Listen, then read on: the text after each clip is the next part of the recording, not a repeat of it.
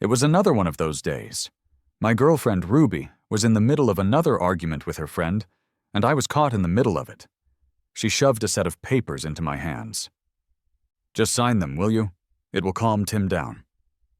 I simply nodded, taking a pen and quietly signing my name where she pointed. As I left the room, I heard one of her friends laughing. "Wow, your husband is so obedient. I bet he would go along with it even if you actually pulled out a marriage license." Ruby lit a cigarette and smirked. "Want to bet?" The bet was on.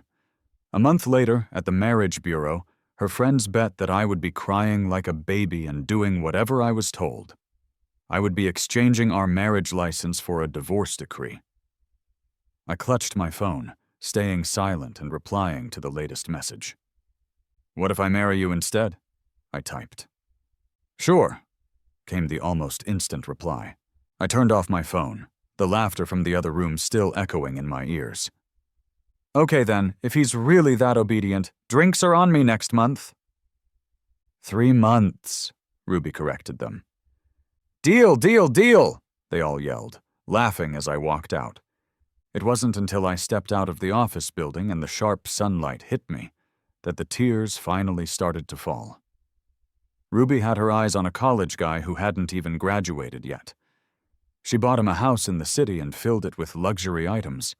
Still, he wouldn't let her kiss him or come close.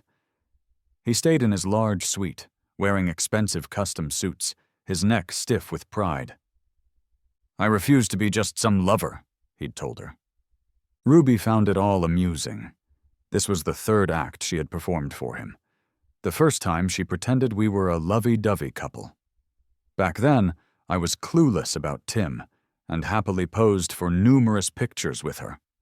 It was surprising and exciting to watch her post them all over a photo collage, but no matter how much I scrolled, I couldn't find the post. I later found out it was set for Tim's eyes only. The second time, we had a staged fight. She left me all alone on the street, snapped a lonely picture of me, and sent it to Tim. "You see," the message read, "he just can't leave me." Now, the 3rd time, she wanted a divorce. My phone vibrated with a new message. "Really? You mean it, Robert?" I smiled and replied, "Yes, really." That afternoon, Ruby did take me to the marriage bureau. She was in a great mood the whole way, and she kept asking where I wanted to celebrate our 3rd anniversary. "Ruby and I grew up together, and we've been married for 3 years now. What about Prague? We've wanted to feed the pigeons at Prague Square since we were 7. She got out of the car and opened the door for me. "What's wrong?" she asked, frowning and brushing her thumb against my cheek. "I told you it's just a show. I'm just curious to see when he'll give in." Mid-sentence, something fell out of her pocket.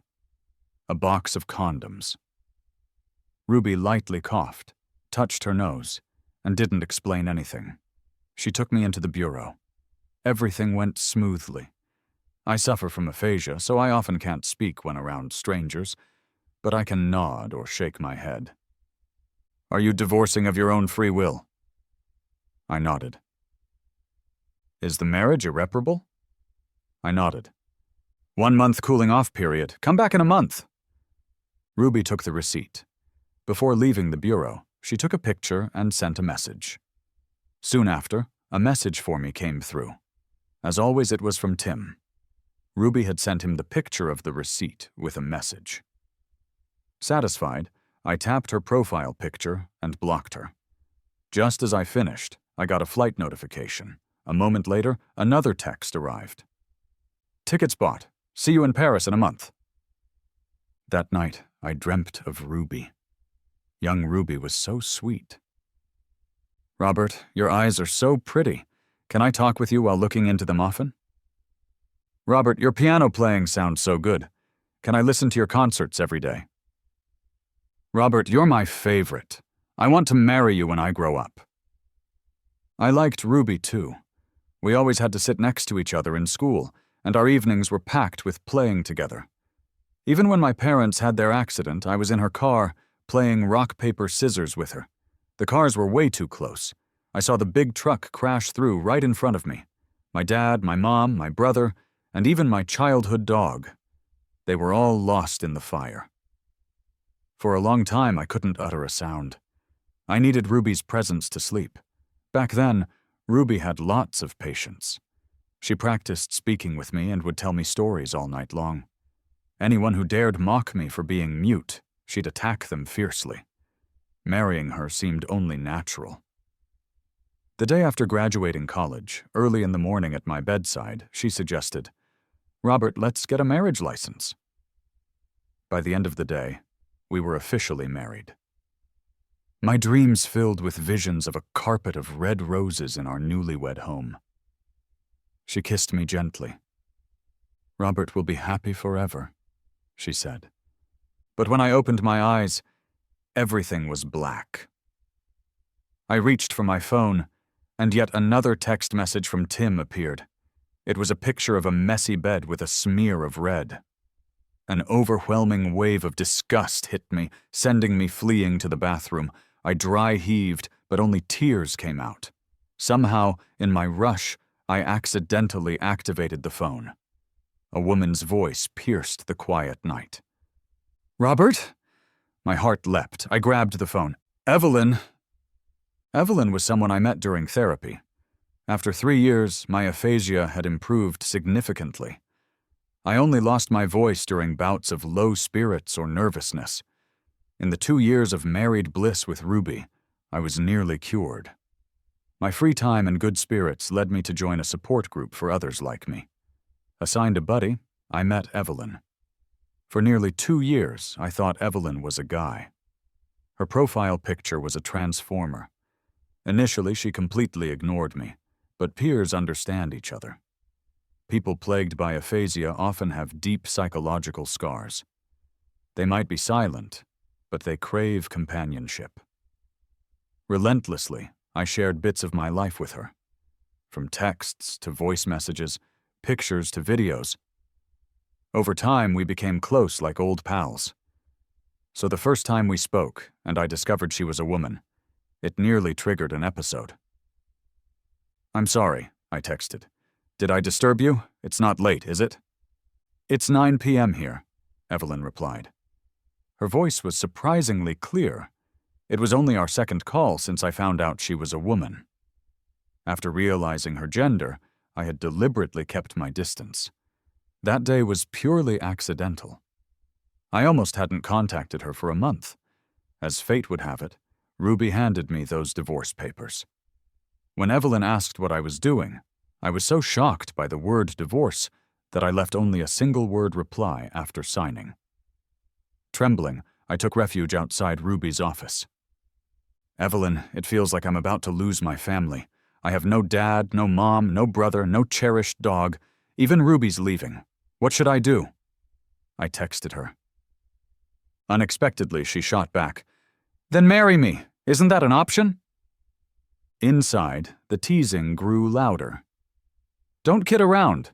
Without Ruby, Robert won't even speak, let alone get a divorce for real. Think he'd actually go to the bureau and not cry the place down?" "Is that so?" Ruby sneered, as the sound of a lighter hitting a coffee table was heard. "Even if he's crying like a dog, he'll still be my Ruby's dog. If I tell him to go east, he'll crawl there." I stared blankly at the unfamiliar woman through the door crack. "Fine," Evelyn messaged me, giving me a list. Things that must be done within a month. Getting a visa and hiring a lawyer were obvious, but there were also loads of restaurants to try. I gladly accepted it, and following her list, I tried each place one by one. Being alone wasn't that bad. I ate, shopped, and packed. The day I moved out, Ruby texted me. No calls, just a text. She was traveling with Tim, saying he needed to see the world. She sent a photo. "Nice place, anniversary spot." I would have loved to block her like I did Tim, but with a divorce certificate needed, I couldn't. In the next half-month, I dealt with luxury items, went for a checkup, and organized all of Ruby's assets. The night before heading to the municipal office, Ruby was back. "Robert, you moved out?" she called. Used to my silence, she laughed by herself. "Robert, you're too cute. Just an act. Let's finish it tomorrow." At the office for the divorce certificate, I gripped the phone. "Robert, it's fine, just—" "Okay," I say, cheering from the other side. I hung up and sent the time. The next day I was up early. Ruby arrived late, a faint bite mark on her neck. Tim's doing, I guess. She ignored it, and I did too. The process was smoother than before, done in 5 minutes. "Robert, surprise! Tomorrow!" Ruby tapped my leg. I pocketed the certificate. "Ruby, free tonight? I want to talk."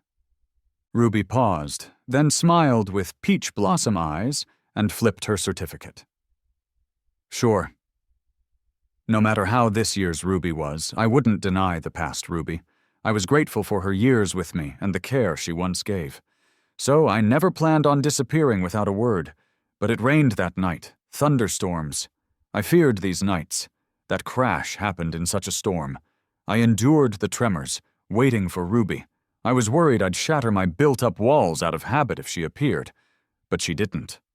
She called. It was noisy where she was. "What redemption crap," she said. "I got sick of him all those years. If my mom hadn't pushed me, I wouldn't have bothered." Something in me shredded again in the storm. I wanted to hide and not show anyone my pathetic state. But where? Everywhere was rain, thunder, and laughter. Evelyn called then. "Robert." Her calm voice cut through the noise. I stayed silent. "Wait," she said calmly. "I'm coming for you." To celebrate Ruby's single status, a party was thrown by friends in a karaoke room. They were wildly drunk when someone stirred, checked their phone, and said, "Big news." The news woke others. "The Tycoon's back in J-City, private jet last night." "Can't be. She's been abroad a decade, unseen." "Really? It's trending." A phone circulated, and the buzz reignited. "She's with a man overnight, taking him abroad." "Pierre didn't have time. How urgent is this?" "Let me see. That guy looks familiar." "Ruby," someone nudged her. "This guy with Evelyn looks like—" Ruby was awake, but uninterested. "Impossible." She grabbed the phone unhappily. One glance at the photo and she was stunned.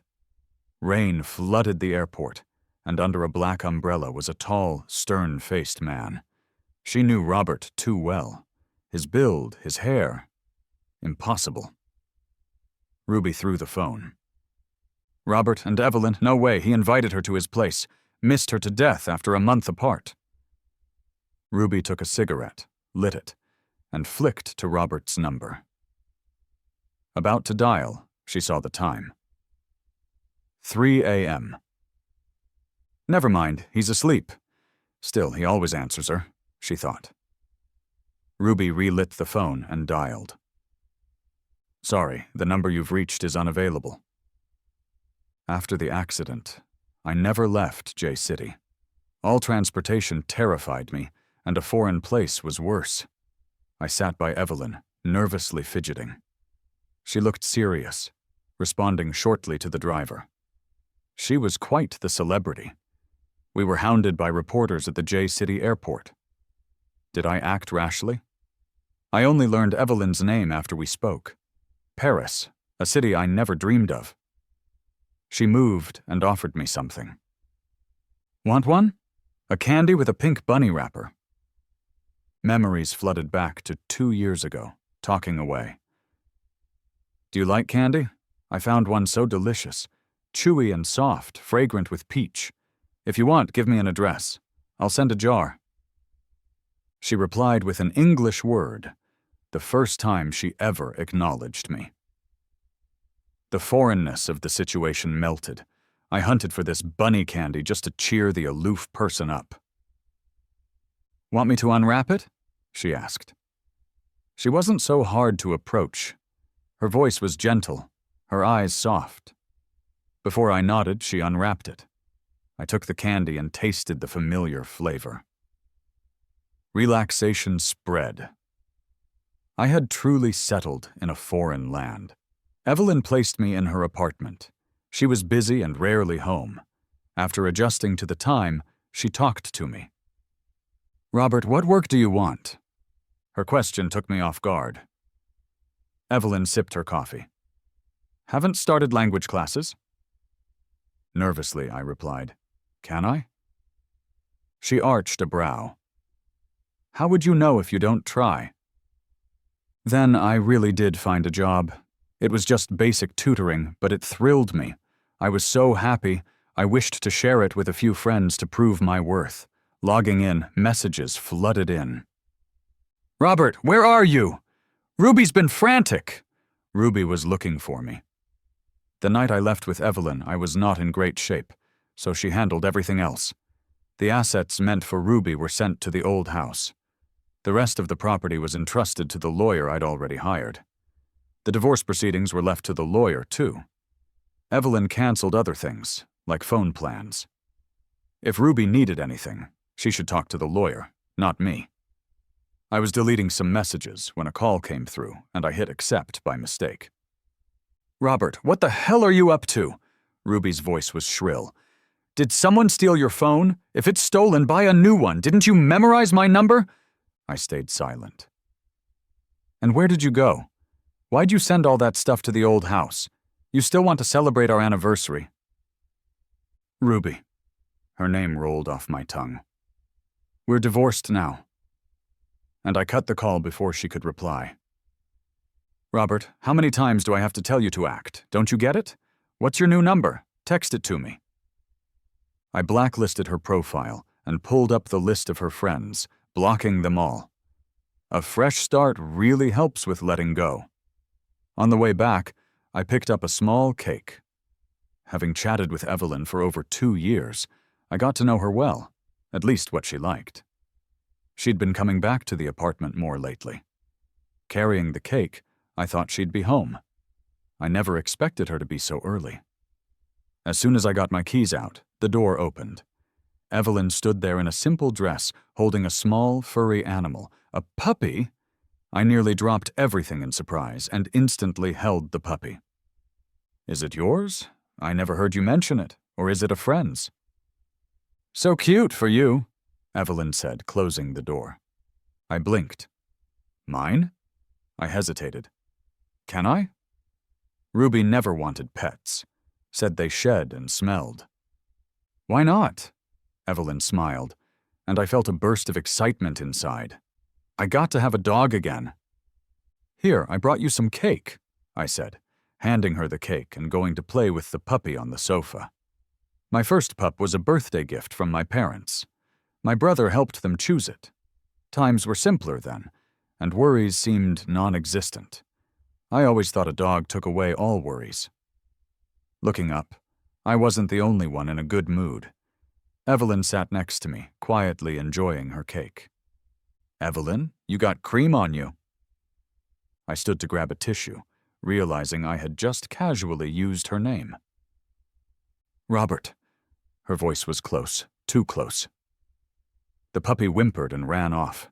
In a blink, she was right there, pulling me in with a kiss, firm and unyielding. "Did you forget something?" My heart almost burst out of my chest, my face blushing fiercely. She kissed me again, lightly, softly. "When are we getting married? Today or tomorrow?" Dazed by the kisses, I considered it. It was already late. Maybe tomorrow. The next day, she truly took me to City Hall. Supposedly, the Paris mayor himself babbled on. I nodded, and we got our marriage certificate. I was nervous, but mostly excited. We understood each other, and Evelyn wasn't the wrong choice. But then Ruby somehow got my Paris number. From a French number, she called. "So you really went to Paris?" She instantly recognized my voice. "Acting like a brat now? A whole month and you're still at it?" I inhaled deeply to calm down. "Ruby, stop disrupting my life." "Your life? What life do you even have? Don't think I don't know you went to Paris to find her, right? That candy-loving girl? How can you even dare?" I never hid anything I did from Ruby. This doesn't concern you. I'm your wife. How could it not? You better come back or else. I hung up, and her message dinged. Not coming back? Fine. Then think you can stick with your sweet girl forever. I never realized how malicious Ruby could be. But then again, someone who cheats and plans fake divorces, what kind of good person could that be? I was blinded by childhood love. That night, texts poured in from friends, mostly screenshots of Ruby's Twitter. What's up with you and Ruby? They asked. She posted a cozy photo of herself and Tim, admitting their relationship. Instead of explaining, I posted a photo of the divorce certificate on Twitter. Robert, you finally woke up, a friend texted. Always thought something was off, especially when she wouldn't shut up about your speech issues. The way she'd make you tense. The signs had always been there. Days later, someone messaged, "Is she nuts or what?" Ruby sent the same pic to everyone, a picture of an engagement ring. Screenshots came with a caption, "Surprise in 3 days, free." Then a note to, "Tell Robert in 3 days, my mom's birthday party. If he doesn't come back, I'll find another son-in-law." I thought she was crazy, so I ignored her. But I was headed back to the States. Evelyn came home that night with suitcases. "We're going back," she said. I stood there, unsure of her meaning. "Marriage papers need to be recognized back home," Evelyn explained, packing documents. "Plus, introducing you to family and friends." Ruby never took me to public events. She was scared I'd stutter or freeze up.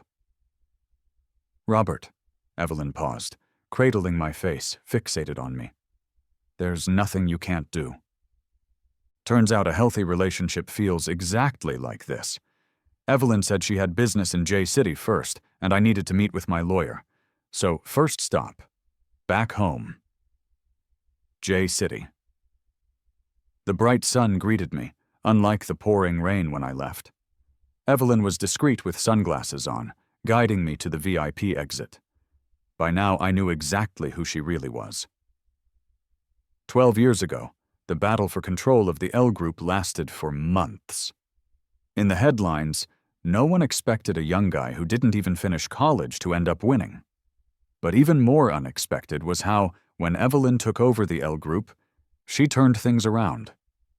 With her bold tactics and creative strategies, within just 2 years, she doubled the size of the already massive company. I'd heard rumors about her, but I was too young back then, and with her being out of the country for so long, I didn't remember her name. Luckily, I didn't run into reporters this time. Evelyn and I made it to the hotel without any issues. She went off to work, and I crashed at the hotel to catch up on sleep before heading to the law firm. "Mr. Robert, your assets are being processed as per your instructions. Here are a few documents that need your signature. Please take a look." The lawyer handed me a few papers. "These are the original contracts of the properties that have been sold. You can take them with you. Everything is proceeding smoothly regarding your personal assets, except—" The lawyer seemed a bit troubled. "There are several properties that are part of the marital assets with Ruby. According to the divorce agreement, it's a 50-50ths split, but Ruby is not cooperating. She claims, that you two aren't divorced." I frowned. "So, what do you think?" I nodded. "Sorry, I'll handle this." I pulled out my phone. After my roommates blocked Ruby, she created various fake accounts. Every day she'd come up with new ways to try and add me. I finally accepted one of them. "Are you free tonight? Let's meet up." Ruby didn't reply right away. She was typing for a long time. "Back in the country, huh? What a pity. Tonight I'm going shopping with Tim. No time to spare." I looked at my phone, almost laughing out of frustration. She doesn't want to cooperate with asset distribution? There are always options, like applying to the court for enforcement. But since I planned to be back for a short time, I wanted things to go smoothly. Maybe since I didn't respond, she messaged again. You want a chance to talk? Tomorrow's my mom's birthday banquet. Come and apologize. Attached was the hotel location. What a nutcase. I blocked her again. At that moment, Evelyn also texted. Tomorrow I'll introduce you to some friends. I quickly put the annoyance from Ruby out of my mind and caught a cab back to the hotel.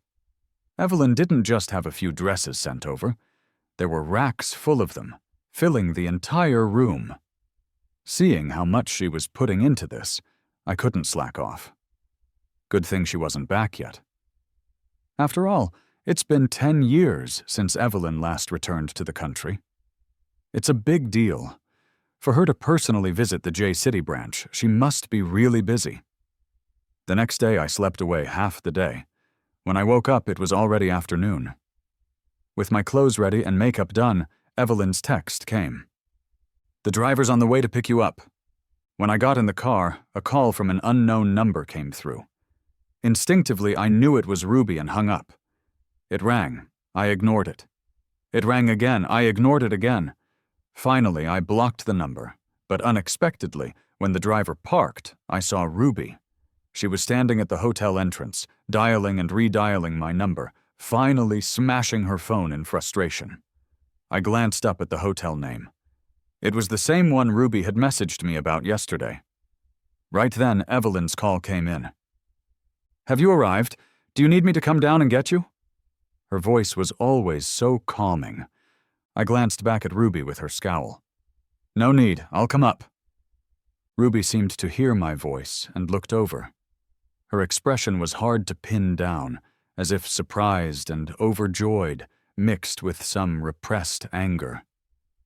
She kicked aside her shattered phone, holding back a grin. Knew you'd show. Let's go, she said smugly, turning away quickly. It seemed this hotel was booked out. Suddenly, I realized what kind of friends Evelyn meant for me to meet.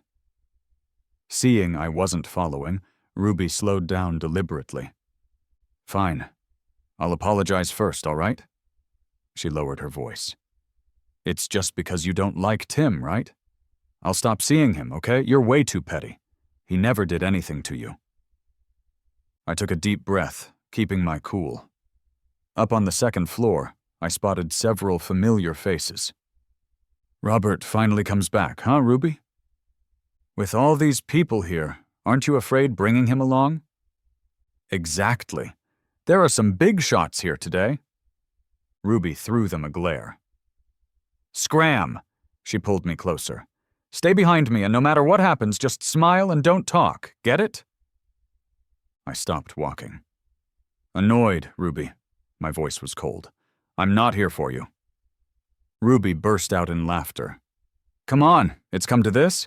Still playing hard to get? If not for me, then who? The door to the inner hall swung open, and I spotted Evelyn right away. It wasn't her stage, yet there she was in the main seat. To her left was Ruby's mom, and on the right was Ruby's brother, Bruce, who managed the company. Others were standing, sitting, sipping drinks, whispering, forming a semicircle around Evelyn as the focal point. See that? Ruby whispered. In the middle, someone my mom barely got to come. Her husband will be here soon, too. If you embarrass me, my mom and brother won't let you off easy. Ruby tried grabbing my hand again, but I shook it off hard. Robert! The voice wasn't soft, and a lot of heads turned our way. Evelyn looked over too, her expression unreadable. Ruby, what's the ruckus? Ruby's mom called out, her irritation directed at me instead. Bruce raised an eyebrow at me before turning a smile on Evelyn. Your husband should be arriving. Shall I go fetch him? There was murmuring. Ruby whispered harshly. I told you not to act up. Happy now? Your first time meeting the family. What impression do you want to make, yeah? Married for 3 years, and this was the first time meeting everyone. Robert, Evelyn suddenly called me over. Come here. There was an empty spot between her and Ruby's mom. Ruby was taken aback, and so was Ruby's mother and Bruce. I walked forward as Evelyn introduced us. Her voice wasn't loud, but it echoed through the room. Robert, she glanced around. My husband. The room went silent as death. It seemed like everyone forgot to draw a breath, all except Evelyn, cool as ever. "Robert, anything you'd like to say?" Every eye was on me. The sweats were cold on my back, and my stomach turned with nerves. Evelyn squeezed my hand. Her eyes met mine, and she nodded encouragingly. "There's nothing you can't do." I took a deep breath. I looked at Ruby's mom and said with a clenched fist, "Ruby and I have been divorced for a while now. I have no idea why she didn't tell you." Then I turned to Ruby. "Ruby, I never thought of marriage and divorce as some kind of game. There's nothing possible between us anymore." I looked at everyone else and said, "I am legally married to Evelyn now. There's no longer any connection between Ruby and me." Ruby glanced at our joined hands, disbelief in her eyes, and took 2 steps back. Evelyn stood up as well. "I do not want to see anyone harassing my husband in any way after today. Am I clear?" Ruby's mom was stunned and nodded repeatedly. "Sorry for the disturbance," Evelyn said as she put down her towel, grabbed my hand, and we left. It wasn't until we reached the elevator that my heartbeat started to slow down. "Robert! Robert!" Ruby shouted outside the elevator. Unfortunately, in the chaos of the conversation, I hadn't pressed a floor button, and she managed to open the elevator door. Evelyn turned around coldly. "Anything you need?" In the reflection of the elevator walls, I saw my red face and Ruby's stunned, near-desperate expression outside the elevator. I quickly pressed the B1 button. As the elevator doors were closing, I lifted Evelyn's chin and kissed her right in front of Ruby, more passionately than ever. Rumor has it that Ruby's been locked up by her people. They took her phone and laptop, cutting off all communication, and made her promise not to bother me again before letting her out.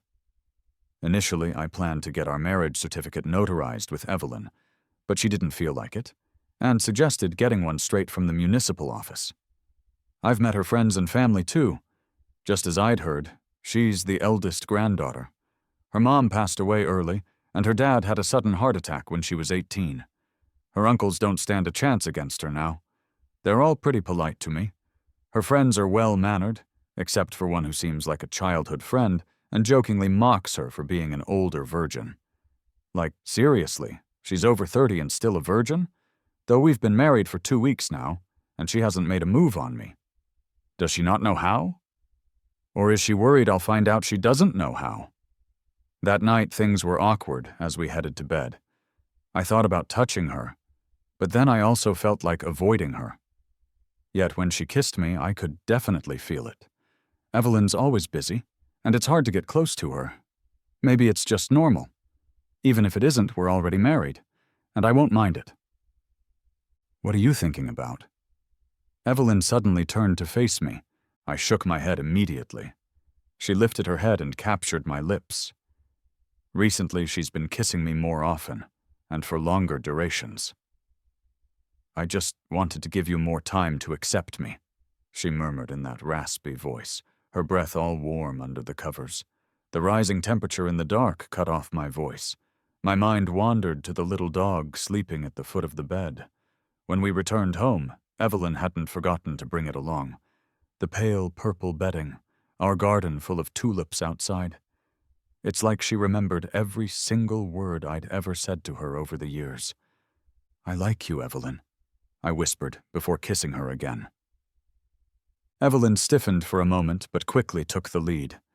Spring days stretch longer, nights grow shorter. We both stayed awake all night. Some things inevitably don't go as planned.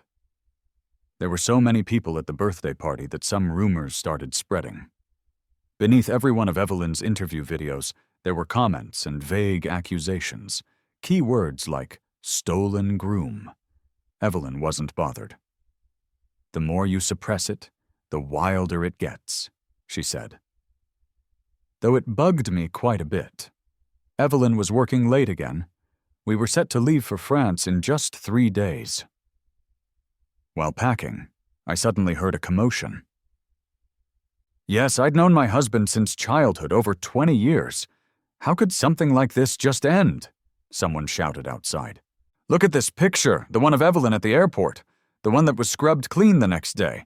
Tell me my husband looks sober here. Ruby was outside, yelling accusations with a group of live-streaming influencers at our doorstep. L Group has no shame. Please, everyone here, be my witness today. I must see my husband. Grabbing some papers I'd printed earlier, I rushed downstairs. I'd forgotten that I'd sent all the staff out to run errands, leaving only me at home. I also forgot how all the post-accident interviews had taken a toll on me, rendering me speechless in front of cameras. When you want to protect something, it's astonishing how much strength you can find. I flung open the front door and faced her. Robert! Ruby's face lit up with joy. Before she could say the third word, I slapped her. Ruby, look at yourself. Another slap. Who gave you the nerve to think I wouldn't leave you? Another slap. And who gave you the courage to slander and spread lies about others? I threw the printed chat history at her. Take a good look. Stop tainting the phrase childhood sweethearts. Finally, I tossed a recorder into her hands, playing back her call to me that night. Redemption. I was so bored with him for those years. If my mom hadn't forced me, I wouldn't have bothered with him. Marriage? Guess what? Ruby went pale, hurrying to pause the recording. But what she stirred up wasn't so easily quelled. The live feed was cut off, and all related footage was wiped clean. The new narrative floating around showed those chats Tim had sent me with Ruby. Remarkably off. Soon, Tim, who'd been laying low, was fully exposed. People even found out he lived in a mansion bought by Ruby, where designer stuff she got him, pretending to be some rich dude to pick up wealthy women. Evelyn, who usually let business be business, had never gone after Ruby before. But this mess shut down any cooperation between the two families. Within days, Ruby's mom called me. We didn't handle Ruyen right. I'm sorry, Robert. Could you, for the sake of all these years... I cut her off. You might have looked out for me back then, but I've also handed over my parents' business bit by bit because of you. I don't owe you anything. Evelyn and I stuck to our plan to head back to France. We left on a drizzly day. There was another commotion as we passed through security. Ruby somehow got there, covered in dirt and rainwater. She looked a mess. Robert! Robert! She said, grabbing my luggage. The ground was slippery, and she fell right in front of me. Robert, please don't go. Evelyn showed her disdain openly, but she just glanced at her watch, gave a nod to someone nearby, and soon people with phones out ready to take pictures were cleared away. Ruby clung tightly to my suitcase. Listen to me. We've had way too many misunderstandings. That call was from Tim, not me. I had no idea. I was drunk and said some big words. I never thought you were a bother. I married you because I actually like you. Those things I said to Tim, I was just out of my mind. Yeah, he's just really manipulative. He seduced me. I didn't really want a divorce. Didn't I say I wanted to surprise you? I was planning to propose to you again the next day. Robert, it was all a big mix-up. That night I wanted to come to the apartment too, but that fool Richard insisted on going out for drinks. Yeah, it's always someone else's fault. I looked down at her tear-streaked face. The condoms were slipped into your pocket by someone else? The bed, you got pushed onto it? All those degrading, humiliating words, you were possessed by a ghost for them to slip out of your mouth? I could speak all that without even stopping for a breath. Ruby, you just think I can't live without you. So you look down on me, ignore me, belittle me, mocking me, putting me down. It's become the only way you feel worth anything in your failed life, hasn't it? The only thing you can brag about is knowing a guy who once depended on you completely. Trusted you fully. Let it go. Let's not end this long friendship on a sour note. Ruby's hand shook violently. She let go. Robert, please give me another chance, okay, pal? This time She reached for my hand, but I swiftly moved away. You're disgusting." Ruby's words stopped dead. I grabbed my suitcase and turned to leave. Evelyn was waiting for me not far ahead, and I linked my arm with hers. Suddenly, a wailing sound came from behind. I didn't see Ruby for a long time after that. Every now and then I'd hear bits and pieces about her and Tim from my roommate. Tim's situation blew up. Some rich kids, including Ruby, all reported him.